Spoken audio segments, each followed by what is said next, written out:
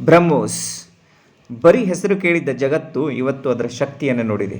ಯಾವಾಗ ಭಾರತ ದೇಶವು ಪಾಕಿಸ್ತಾನದ ಮೇಲೆ ಇದನ್ನು ಪ್ರಯೋಗಿಸಿತೋ ಇದು ಜಗತ್ತಿಗೆ ಚಿರಪರಿಚಿತವಾಯಿತು. ಅದರ ಬಗ್ಗೆ ಸಂಕ್ಷಿಪ್ತ ಮಾಹಿತಿ ಇಲ್ಲಿದೆ ನೋಡಿ. ಈ ಬ್ರಹ್ಮೋಸ್ ಕ್ಷಿಪಣಿಯು ಭಾರತ ಹಾಗೂ ರಷ್ಯಾ ಜಂಟಿಯಾಗಿ ಅಭಿವೃದ್ಧಿಪಡಿಸಿದೆ ಮತ್ತು ಇದೊಂದು ಸೂಪರ್ ಸಾನಿಕ್ ಕ್ರೂಸ್ ಕ್ಷಿಪಣಿಯಾಗಿದೆ. ಒಂದು ಗೊತ್ತಿರಲಿ, ಇದು ವಿಶ್ವದ ಅತ್ಯಂತ ವೇಗದ ಕ್ರೂಸ್ ಕ್ಷಿಪಣಿಗಳಲ್ಲಿ ಒಂದಾಗಿದೆ. ಇದರ ಹೆಸರು ಬಹಳ ಇಂಪಾರ್ಟೆಂಟ್ ಏನು ಅಂದರೆ, ಬ್ರಹ್ಮಪುತ್ರ ನದಿ ಮತ್ತು ರಷ್ಯಾದ ಮೊಸ್ಕ್ವಾ ನದಿಗಳ ಕಾಂಬಿನೇಷನಲ್ಲಿ ಬ್ರಹ್ಮೋಸ, ಹೀಗೆ ಕಾಂಬಿನೇಷನಲ್ಲಿ ಬ್ರಹ್ಮೋಸ್ ಅಂತ ಅಭಿವೃದ್ಧಿಪಡಿಸಲಾಗಿದೆ. ಮತ್ತು ಇದನ್ನು ನಮ್ಮ DRDO ಹಾಗೂ ರಷ್ಯಾದ NPO ಎರಡೂ ಜಂಟಿಯಾಗಿ ಇದನ್ನು 1998ರಲ್ಲಿ ಇದನ್ನು ಅಭಿವೃದ್ಧಿಪಡಿಸಿದವು. ಇದರ ಮೊದಲ ಯಶಸ್ವಿ ಪರೀಕ್ಷೆಯನ್ನು 2001ರಲ್ಲಿ ಆಯಿತು.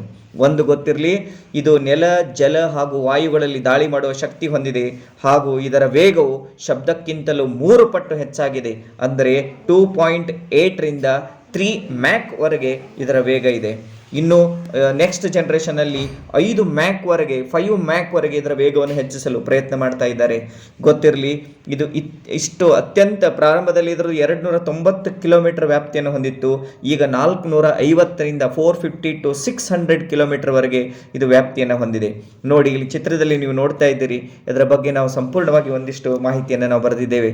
ಇದರ ಉಡಾವಣಾ ವಿಧಾನವು ಆಗಲೇ ಹೇಳಿದಾಗೆ ಭೂಮಿ, ನೌಕಾಪಡೆ ಮತ್ತು ವಿಮಾನ ಹಾಗೂ ಜಲಾಂತರ್ಗಾಮಿ ಅಂದರೆ ಸಬ್ಮರೈನ್ಗಳಿಂದಲೂ ಇದನ್ನು ಉಡಾಯಿಸಬಹುದಾಗಿದೆ. ಒಂದು ವೆರಿ ಇಂಪಾರ್ಟೆಂಟ್ ಏನು ನೆನಪಿಟ್ಕೊಳ್ಳಿ, ಇದರದ್ದು ಮೇನ್ ಫಿಲಾಸಫಿ ಏನು ಅಂದರೆ ಫೈರ್ ಆ್ಯಂಡ್ ಫಾರ್ಗೆಟ್. ಅಂದರೆ ಒಂದು ಸಾರಿ ನೀವು ಇದನ್ನು ಉಡಾಯಿಸಿದರೆ ಇದಕ್ಕೆ ನೀವು ಇದನ್ನು ಅಬ್ಸರ್ವ್ ಮಾಡೋ ನೆಸಸರಿ ಇಲ್ಲ. ಇದರಲ್ಲಿರುವ ನಮ್ಮ ಏನು ಹೇಳ್ತೀರಿ ಅದಕ್ಕೆ ಕ್ಷಿಪಣಿ ವ್ಯವಸ್ಥೆ GPS ಸಿಸ್ಟಮ್ ಸೀದಾ ಟಾರ್ಗೆಟ್ ಹೋಗಿ ಹಿಟ್ ಮಾಡದೆ ಬಿಡೋದಿಲ್ಲ. ಅದರ ಒಂದಿಷ್ಟು ಸಂಕ್ಷಿಪ್ತ ಮಾಹಿತಿಯನ್ನು ನಿಮಗೆ ಇಲ್ಲಿ ಕೊಟ್ಟಿದ್ದೀವಿ ನೋಡಿ.